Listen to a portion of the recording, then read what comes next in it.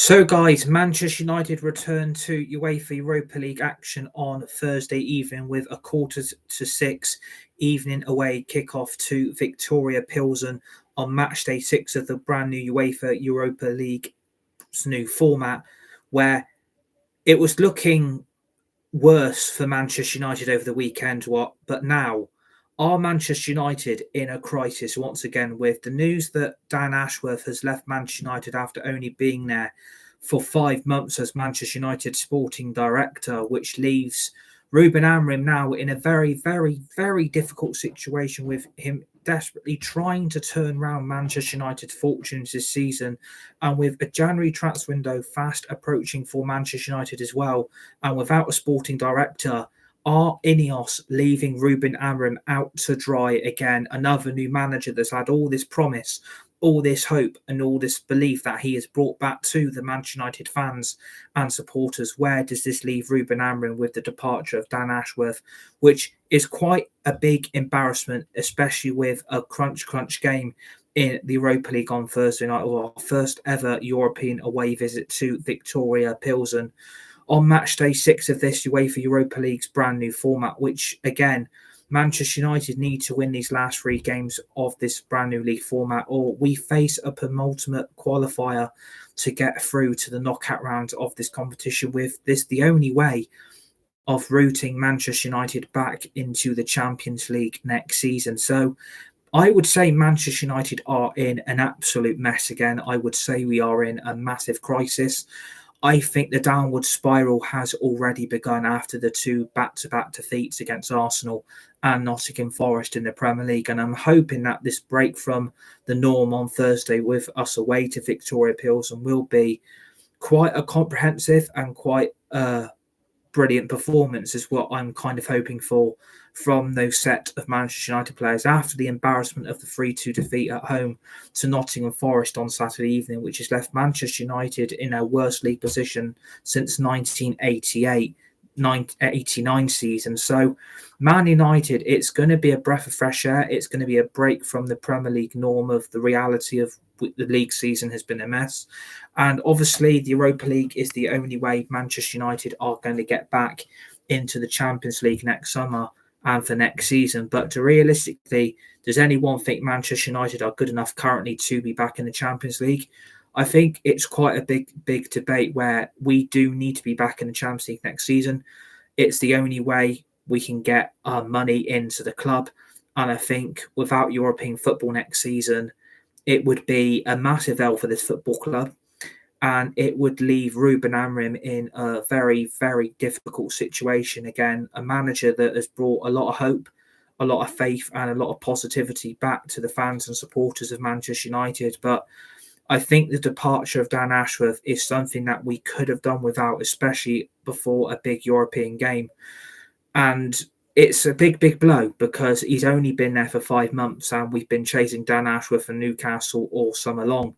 And we finally got the man we wanted to be our new sporting director, but disagreements with Ineos and Omar Barada, and obviously Dan Ashworth did not want Ruben Amorim being brought in by Manchester United. He favoured the appointments of Thomas Frank, Graham Potter, and was desperately trying to get Manchester United to go for the former England manager in Gareth Southgate. Imagine if that would have happened. Imagine the mess we probably would have been in a lot more with Gareth Southgate at the wheel.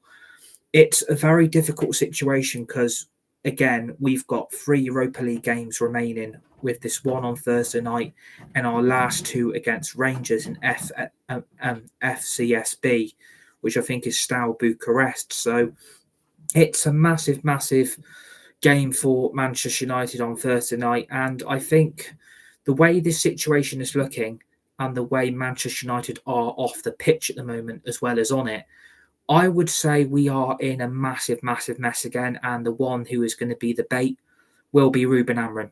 And I've said that since he's come in. He is going to be a target for the media. He's going to be a target for the press. And the back-to-back defeats against Arsenal and Nottingham Forest has not helped the league form. And obviously there's now a massive target on his back from the British press and from the British media to force yet again another European manager out of Manchester United Football Club. They did what they're doing to Ten Hag, basically. they are trying to force yet another manager out of this football club because he's not an English manager.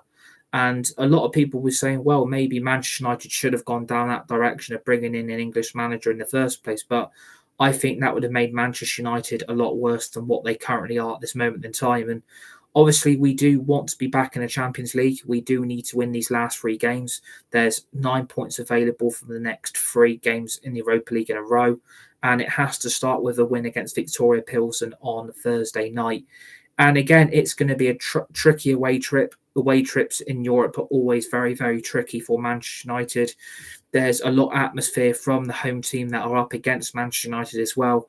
And it's going to be a tough, tough game. I'm not saying this is going to be easy as what I think it's going to be, because if Bodo Glimt are going to perform the way they did at Old Trafford, then I think Viktoria Plzen will give Manchester United a very, very tough reality check again.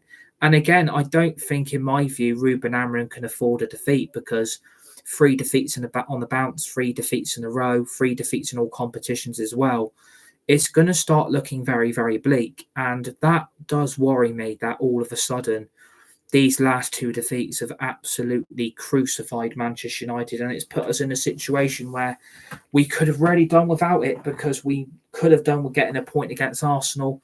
We really could have done with beating Nottingham Forest on Saturday evening, and it's left Manchester United in a very, very bleak position, because the Europa League and the FA Cup and the Carabao Cup is what I've been telling you all season. I think Manchester United have got to put their focus on now, because obviously we ain't going to get top 4. We're going to be lucky if we get top 6. I think we're even going to be lucky if we even get top 8 at this current moment in time, because teams above us are on a roll. Other teams are picking up points quite quickly, and the gap is getting wider, wider, and wider. And it does concern me that Manchester United are falling behind everybody now. And again, if we have to sacrifice the league campaign for the Europa League, the Carabao Cup, and the FA Cup, I think it's a very, very sensible suggestion, because I don't think we're going to be able to turn the league phase around. I think the Premier League's gone. We aren't going to be able to turn the league campaign around, because I don't know where the next points are going to come from, especially after Thursday, where we face Manchester City, which we could have done without as well. So I don't know where the points are going to come from in the next few league games, especially when we've also got Newcastle and Wolves and Tottenham away in the Carabao Cup in the next 3 or 4 games as well. And I think we've got Bournemouth at home as well, who are on an absolute roll under Areola. So Manchester United are in a mess. All this negativity we could have done without. We've now lost our sporting director, and I thought we were on an upward spiral of going to be successful again. And I think Dan Ashworth going has made Manchester United look like an absolute mockery. It's made us look like an absolute small little club. And it's made Manchester United look incredibly stupid, because Ineos, like I said, have been chasing this guy from Newcastle all summer. And when we got him, we honestly thought Manchester United were moving in the right direction. And clearly something has gone on behind the scenes with Ineos and Dan Ashworth for Dan Ashworth to eventually go after only being there for 5 months. And I think it says the reality is that Manchester United Football Club, the job that we need to undertake is going to be way too huge for Ineos. It's going to be way too huge for the people they've brought into the football club. And I think the reality is, I think Ruben Amorim will be made a scapegoat, and Ruben Amorim will be the one blamed when it all goes wrong again. And again, I don't want that. I really, really don't want that for the manager. I don't want that. I don't want to see this at Manchester United Football Club anymore. They've got to get behind him now. They've got to support him, because back-to-back defeats isn't going to help him. And his reputation all of a sudden is starting to dwindle. It's starting to fade away. All that optimism, all that hope, and all that belief we had in the first few games under him. We were seeing some very good football, some very, very good team performances. And I think the last 2 games has been, again, not just a reality check for Manchester United. It's also been a reality check for Ruben Amorim that, again, a lot of these players that he's got to work with have been left under by 5 to 6 different managers at this football club. And a lot of people are absolutely going in on Alan Shearer. If you tuned into Match of the Day 2 last night, a lot of people would have noticed some of the comments that Alan Shearer made, that Ruben Amorim, you've brought me into this football club. You've spent 600 million as a former manager, and this is what I've got to work with. And people are moaning, people are complaining that Alan Shearer's comments are a negative. Alan Shearer's comments are unjustified. I would get off Alan Shearer's back. He's only telling it how it is. He's telling the truth, and it's what we all need to hear. The truth hurts. Manchester United have spent 600 million under Eric Ten Hag, and Ruben Amorim has been brought into this, and this is the players he's got to work with. And I don't think it's fair. I really, really do not think it's fair that another manager has got to work under former players of the manager that has previously been sacked. And these are the players that won. These are the players that got their own way again. These are the players that can't be trusted. And unfortunately, a lot of those players Ruben Amorim has probably realised aren't good enough. He's having to use because he hasn't got any other options. He hasn't got players that he wants. He isn't going to be able to get rid of who he wants. He's probably not going to be able to bring in who he would like. And again, that is a failure of Manchester United Football Club as a whole, because you would have expected Manchester United to go and back this manager. And I think they're going to have to now, because I think the reality of the job is, without a sporting director, it makes Manchester United look completely incompetent again, especially with a January transfer window just around the corner now. And without a sporting director, can Manchester United be trusted to back this manager and give him any new signings? I think the straight answer is going to be no. I think they will find some kind of excuse again to throw him under the bus. They'll come up with something that will foil the manager, and they'll come up with something that we can't spend money because of this, we can't spend money because of that. The only way Manchester United will get back to where we need to be is that open checkbook in January. There needs to be a massive, massive rebuild in the summer, and at least £1 billion has got to be spent on this squad to get it where it needs to be. Because I think the reality of the back-to-back defeats, again, Ruben Amorim has to realise a lot of these players he's going with aren't playing for the shirt. They're not playing for the badge, and they clearly aren't performing at the level that I think Ruben Amorim has come in and expected these players to be at. And the players can't reach those levels. Those players cannot reach that the optimic level for them to ever get any better. A lot of these players have had their time. A lot of these players have had their chance. A lot of these players need to face reality.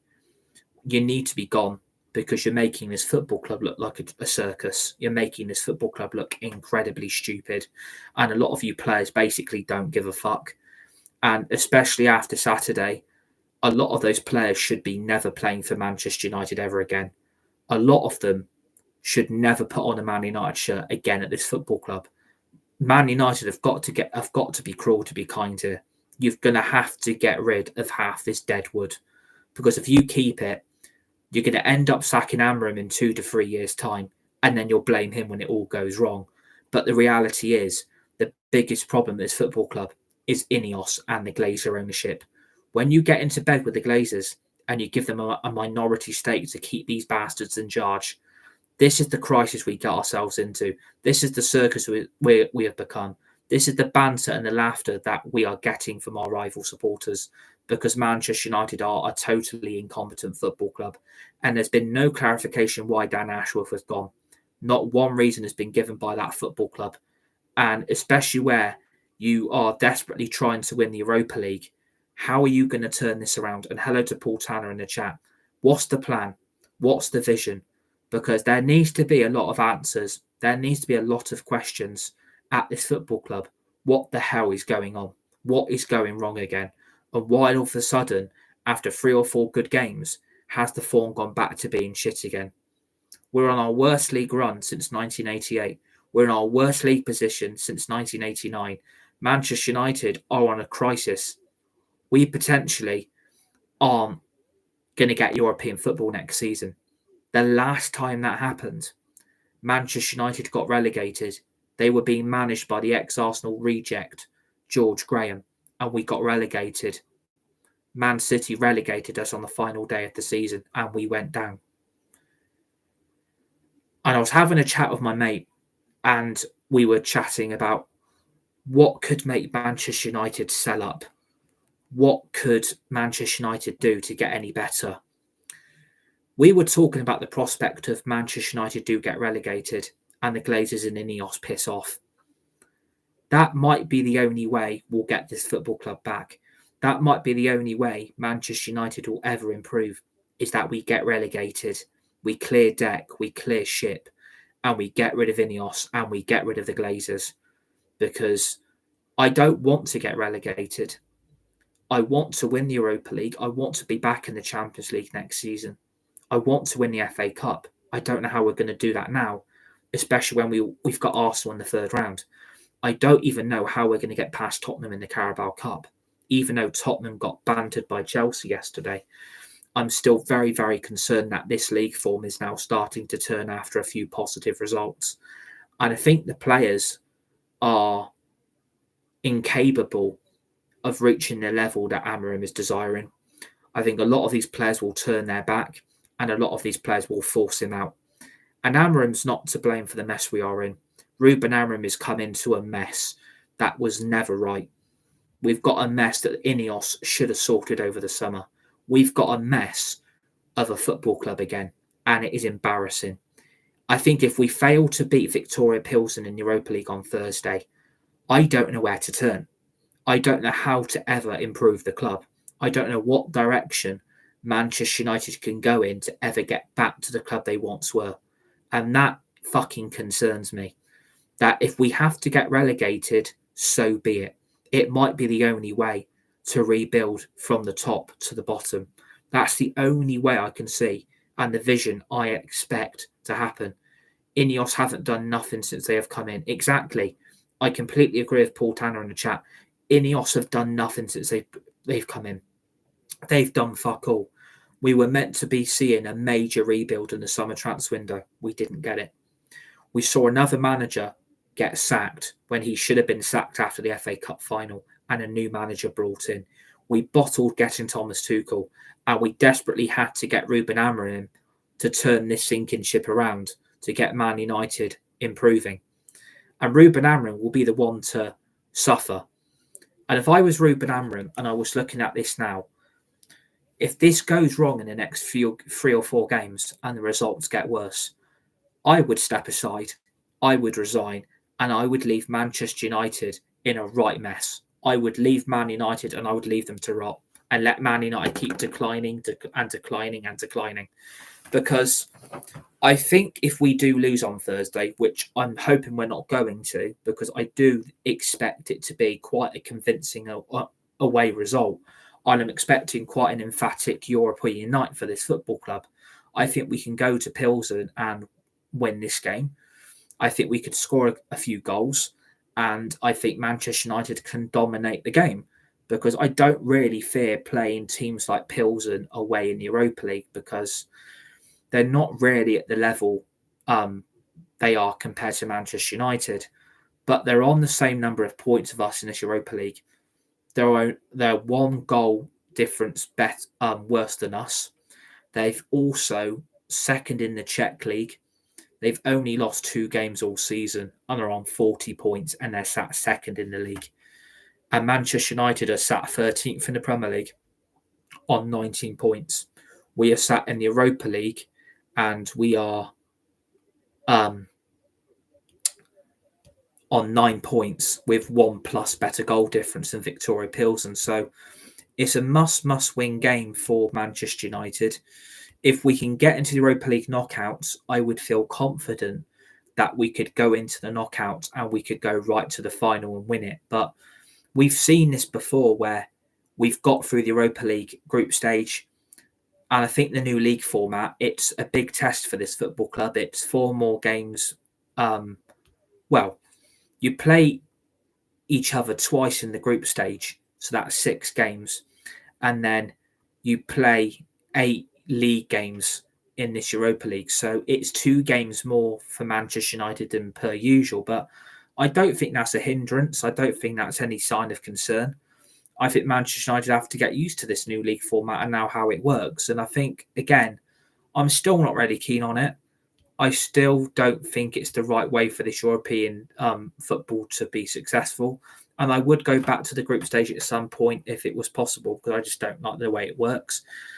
Paul Tazza, we need a full wipeout of the club, like getting rid of Lindelof, Diego Dalot, Anthony, Johnny Evans, and we need a new goalkeeper. If the goalkeeper isn't playing well, change a goalkeeper.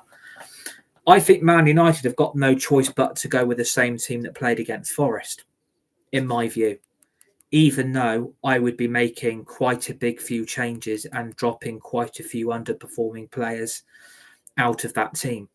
I think Onana is number one. Diego Dalot is number two. I think we need to bring Mazraoui back in, because I think that was a massive mistake not starting him on Saturday against Nottingham Forest at Old Trafford. I don't know why he was benched. I don't know why he was dropped. I don't understand why all of a sudden Mazraoui is now back on the bench just to get Dalot back in, where a lot of fans and a lot of supporters of this football club have realised that Diego Dalot is completely dog shit.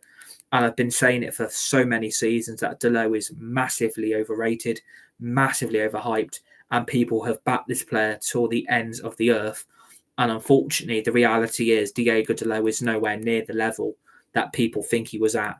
And the reality is starting to bite. And I'm glad that reality is biting. I'm glad some fans and supporters are absolutely realising that Diego Dalot is absolutely shite. I've been saying this for so many seasons. And now all of a sudden, certain sections of the fans and supporters are starting to realise, you're right, Diego Dalot isn't at the level. He's never been good enough. Congratulations to those fans who have absolutely realised it, because I've been saying it for ages, and now you're all starting to see what I've been seeing for fucking weeks. Diego Dalot ain't good enough. But again, the problem bringing Mazraoui back in, you're going to have no choice but to play him at left wing back, because at the moment we are down to one left back, which is Malacia, because a certain person is injured again for 5 to 6 weeks. We've lost Luke Shaw to injury again. He's been back for 2 fucking games and he's injured. He's got more injuries than a tube of Pringles. Like, he breaks down so easily. And again, you're still seeing fans of this fan base and the supporters getting their violin out, fucking feeling sorry for him. I don't feel sorry for Luke Shaw. This is his fault. He should have realised the broken leg is going to crucify your career. Your broken leg will never heal properly. The injuries that you will continue picking up around that break will make you a worse player. And it has to be realised. And Luke Shaw has got to hold his hands up here. I can't play at this level anymore. The injuries are getting worse. I'd be better off retiring. And I think he should, for the benefit of his career. Go out on top. Look at the success you've had. Look at what you've won at this football club. Go out and reap the reward. You've done your job now. Go out with a bang. It's not difficult to realise Luke Shaw's been good. And I would disagree. I mean, Paul Tanner said, Maguire has been good in my opinion. I completely disagree. Where are you getting that Maguire comment from? Because in my view, and I respect your view, I respect your opinion, but if anyone goes back and watches the game on Saturday, when you saw Onana taking so long with the ball to hoof the ball up long, and all what happened from then, Maguire headed out for a Forest goal kick.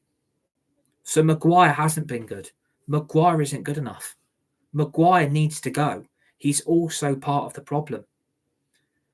And again, they won't get rid of him, because no one will want him. No one wants to pay the money. No one will pay because of his wages he's on. Not one club in the Premier League can compete with Man United's wage bracket. No one can compete with it.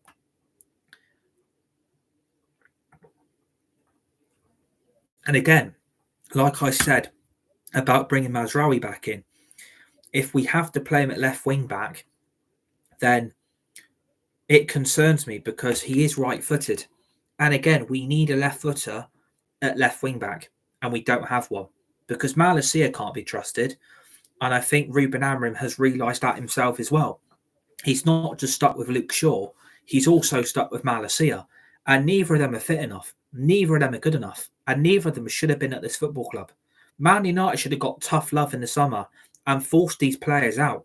Either get rid of them and sell them for a loss, or just terminate their contracts. And a lot of people are saying, terminate their contracts. I completely agree. I think the only way Man United get rid of some of these players is just terminate their contract and face the financial difficulty. It doesn't bother me. The transfer window opens on the 1st of January.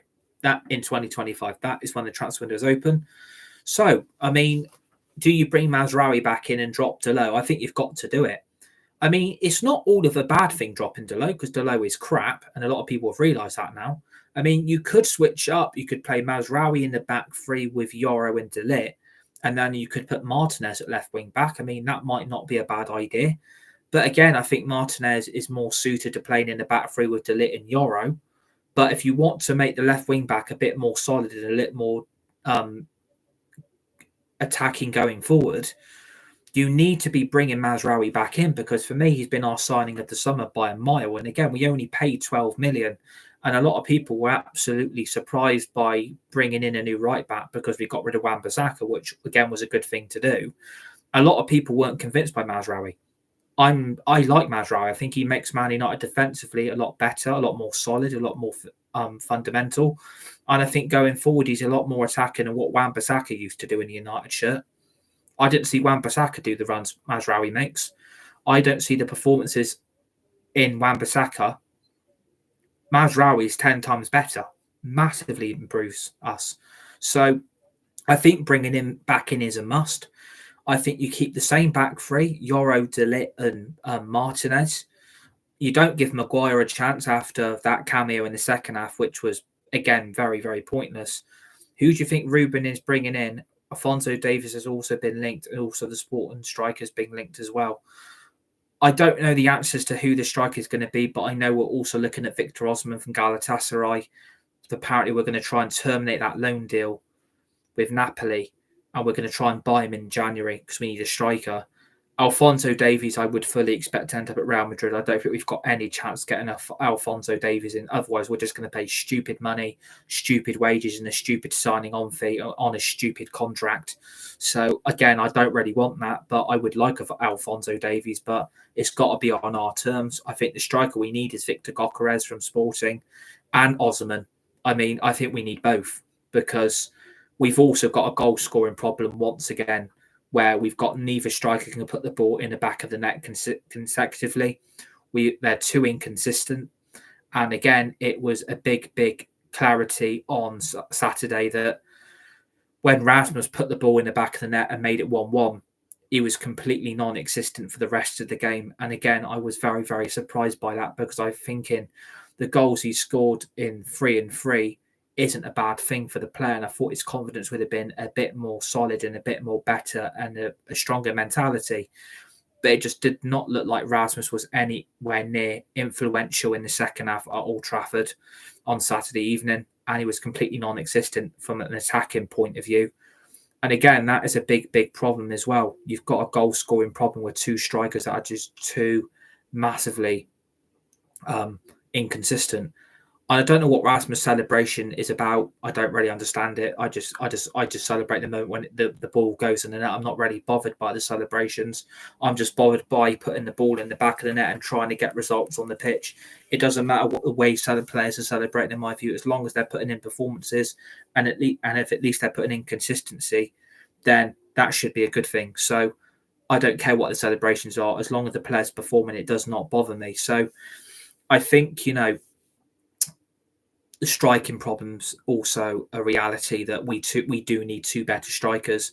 And I think if Man United had the option to sell Rasmus and Xerxes, I would do it and just bring in Gyökeres and Osimhen to improve the strikers, because I think that's what we need. I think that's what United need to go with. We need two consistent strikers who bang the ball in every game. We don't have that. Rasmus is too inexperienced. He's too young. And the same is for Joshua Xerxes. Too inexperienced, too young.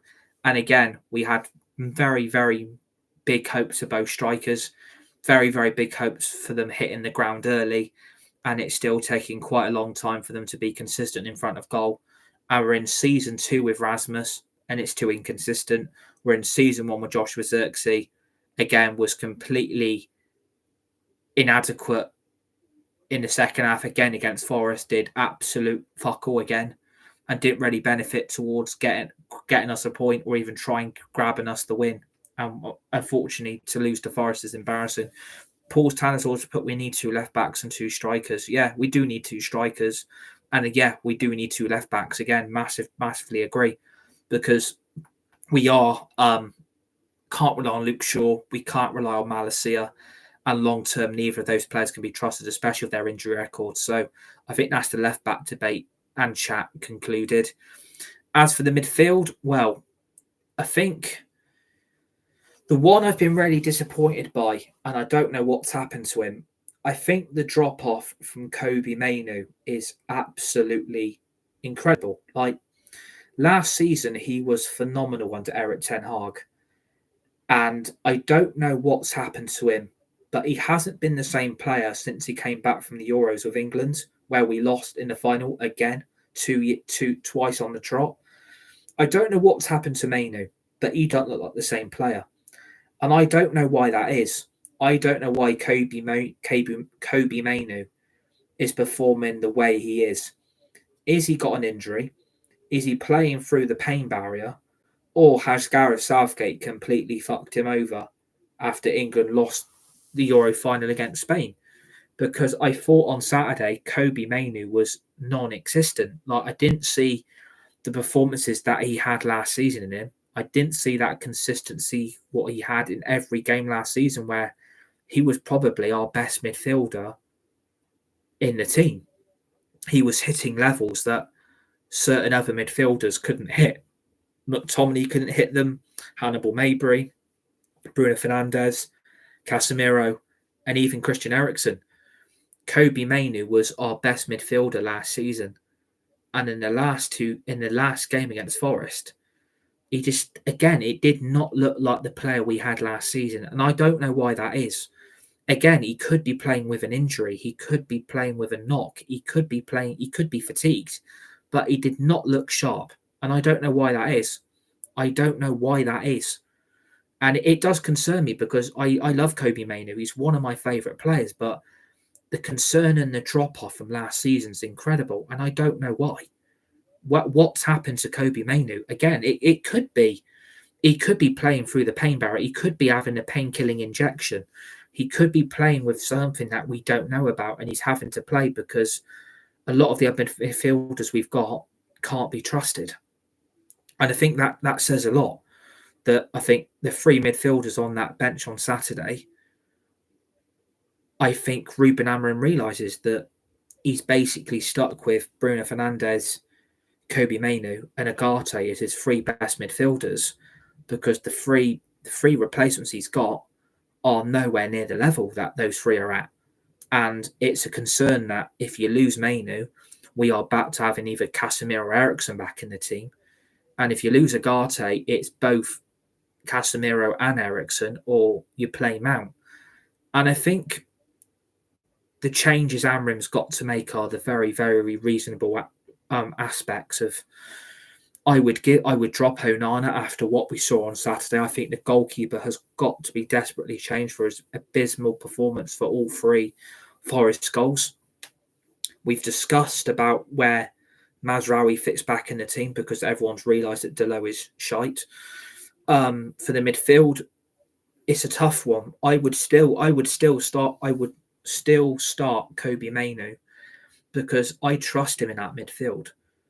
That midfield looks a lot more. There's a lot more foundation to be built between him and Manuel Agate. And again, I don't understand why Agate gets the criticism he gets. I don't understand why he gets absolutely slated by the media. I don't understand what, again, Alan Smith's agenda was from Saturday against Agate, that it's not making Man United's midfield better, it's making it worse. And I don't know where he fits in. Again, that still really bothers me because Agate, for me, in my view, has been an absolute blessing in disguise since he's come into the midfield. We look a lot more defensively solid. The midfield looks a lot more shaped. The midfield looks a lot more balanced. And I think it gives the back 3 a lot more recognition. It brings a lot more solid foundation. And when you've got the opposition attacking, Agate is managing to cut out a lot of the opposition's attacks through his defensive work, and it also helps protect that back three.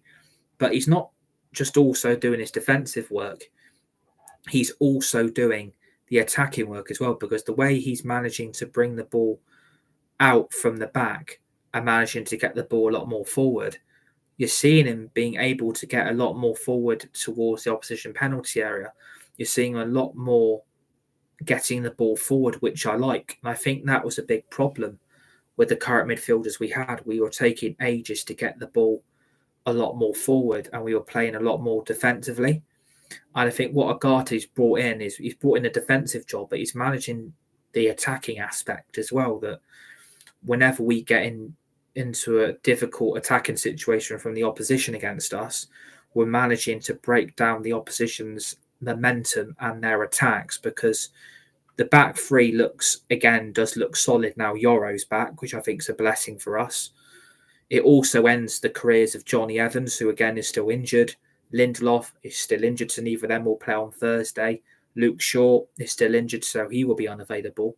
I think the back three looks a lot more stable now Yoro's back. And again, I've been impressed by Yoro. And again, I think it's down to him being rusty. I think, obviously, the Premier League level that is expected from a lot of players is still quite a formidable one. And what I mean by that is that Yoro is still adjusting to becoming a Premier League player full time, and that he's still getting used to the tempo of this division, because the comparisons between the Premier League and Liga 1, it's night and day, the levels of quality of football and attacking opposition. Because in Liga 1, you're basically getting dominated by PSG every season, and that's really boring. It's a pub league.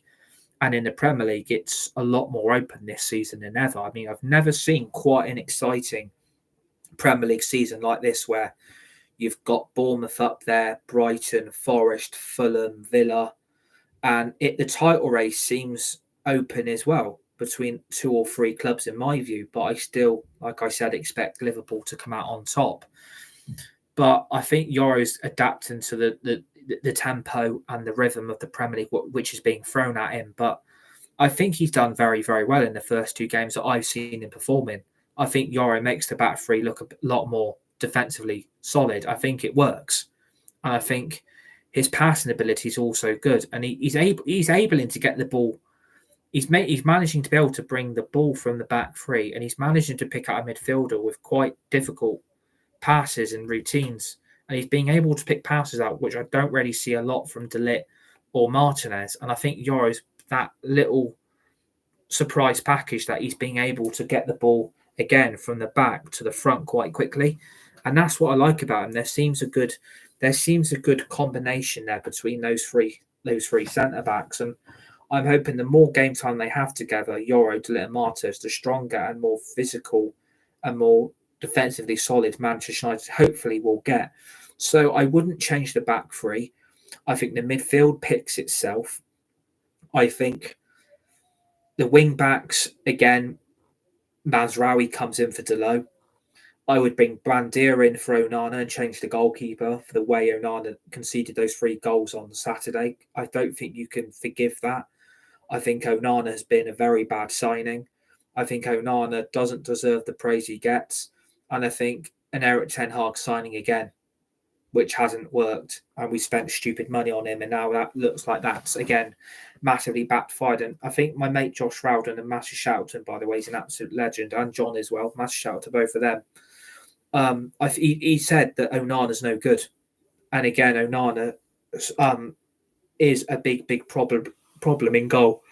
And he said that, and he was right. He was right. Onana's a big problem in the goal for any opposition. And I think it's being figured out by Manchester United within 2 seasons that this goalkeeper, every time we play the ball back, the amount of time and how long he takes to hold on to the ball is incredible. And it's amazing that, again, the way he messed about with the ball on Saturday and he just hoofed it up to Maguire for Maguire to put it out for a goal kick, that summed up his game. That summed up his performance. And again, the 3 goals he conceded is going to knock his confidence. It's going to knock his morale. And it's going to knock him. It's going to knock the performances. And again, I'm kind of hoping we will see the best of Onana again. But I think after Saturday, my mind is made up on the goalkeeper that neither Onana or even Brandia, because again, the last time Bandia played was in the Carabao Cup against Barnsley, and he hasn't kicked a ball since. And again, a goalkeeper that should have never been brought, we are stuck with on stupid wages, and we can't get rid. And again, he also wants out of the football club. So United have got a goalkeeping crisis, and I don't know where to go with that, and I don't know how to resolve that goalkeeping crisis, because what goalkeeper can we realistically go for that's going to be better than Onana and better than Brandia? I'm not saying Brandia is good, by the way. I think that's been a pathetic, stupid signing that the club should have went nowhere near. Onana's in the same category, in the same discussion as that. Neither of those two goalkeepers have improved that position entirely. I'm not happy with neither of them, to be honest with you. I would like a lot more solid goalkeepers than any of those two. And even Tom Heaton is in the same equation. He ain't good enough. He should have never been brought back. He was brought back under Solskjaer. Another mate, another friend of the club was brought back to Manchester United. And it makes no sense why he's still here. Because he doesn't play. He doesn't kick a ball for this football club. And he's still here. So what's the point of having him here as well? So United have got a goalkeeping crisis. I think the only ones that will keep their place for Thursday's game, Yoro, De Ligt, Martinez. I think Bandia, I would like him to come in for Onana. I would drop Delo and bring Mazraoui back in at left wing back, even though I prefer a left footer there. The right wing back, the only one we've got attacking wise who's actually any good is Ahmad. And again, I feel sorry for Ahmad in this situation. I really, really do, because for me at the moment, he's our only best attacking winger. He's the only one who is putting in 110% performances every game. And he's the only one that can actually attack the opposition. He's the only one that gets inside the opposition's penalty area. He's the only one that can actually get inside their he's the only one that can attack their back four and the opposition shits themselves. He's the only one that does it. He's the only one that doesn't do stupid stuff. He doesn't overthink it.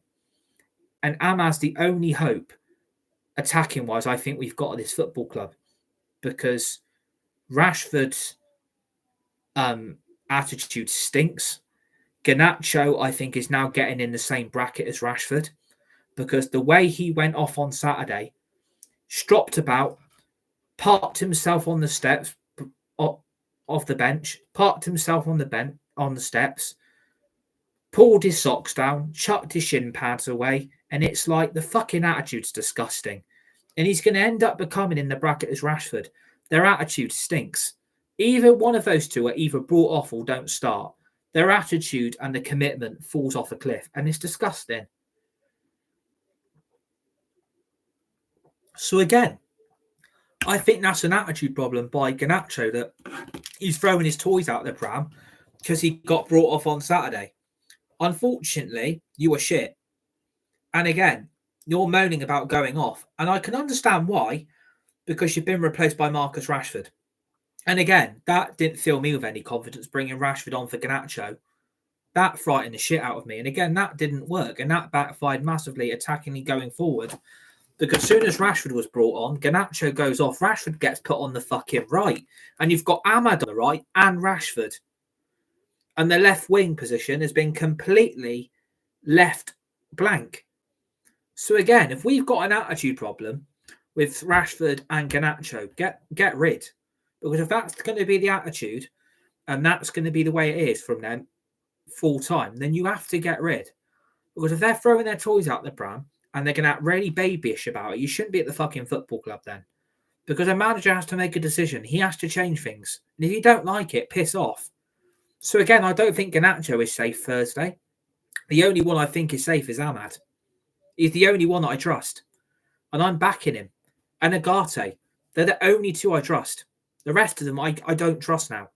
I would maybe Yoro, but I'm still getting adapted to the Yoro being back in because he hasn't been playing long for this club at all. So I think the only ones that start and they're the first names on the team sheet are Ahmad and Agate. And I would still say Yoro. They're the only three players I would feel safe. Scoreline wise, I'm going to go quite comprehensively. I think we're going to get a 4 or 5-0 scoreline win, but knowing Man United, they always make it difficult for themselves. So all I can say is let's see what happens on Thursday evening come the full-time whistle. So remember to hit the like button, the share button. Please keep subscribing to the channel. United Red Devils 20 on YouTube. Share the video, hit the tweet button, hit the retweet button, and always remember the notification bell.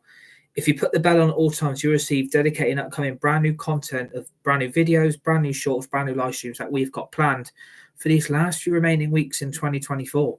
In December, we are 16 days away from Christmas for the festive season. I hope you're all looking forward to it. And yeah, like I said, please join me for the full-time reaction once the full-time whistle goes away in the Europa League on Thursday night for Manchester United. Can we make it back-to-back Europa League wins, or will the crisis continue with the crisis again that we are already in? All I can say with Manchester United, let's wait and see. Enjoy the rest of your Monday evening. Stay safe, be nice, and be kind to each other. You're all legends, and I'll see you guys all on the next one.